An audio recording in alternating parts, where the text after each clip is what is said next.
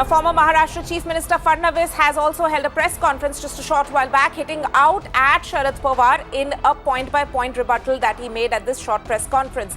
In fact, he said that it was window dressing by Pawar in the statement that Sharad Pawar made, and no solid answers were given to the allegations which have been listed by Parambir Singh against Anil Deshmukh.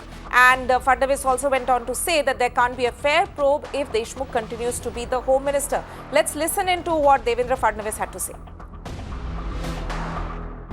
आज मैंने माननीय पवार साहब की press conference भी देखी और इस सरकार को बचाने की जिम्मेदारी ये पवार साहब ने अपने कंधे पर ली है। इस सरकार को मैन्युफैक्चर ही पवार साहब ने किया है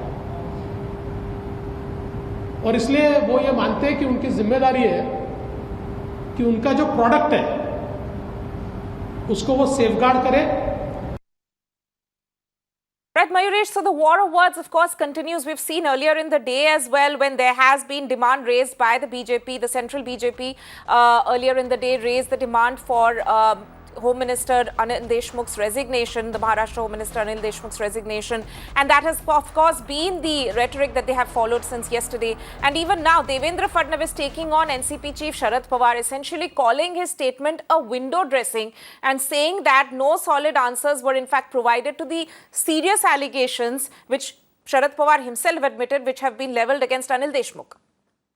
And further, he had also said that it was Sharad Pawar who basically created or manufactured this particular government. So that's why he has got the responsibility to save this government, and that's why Sharad Pawar held that press conference. So certainly, BJP is basically BJP has upped its ante against the Mahavikas Aghadi and against especially the Home Minister of Maharashtra, because they still feel the allegations leveled by Parambir Singh are of a serious nature, and if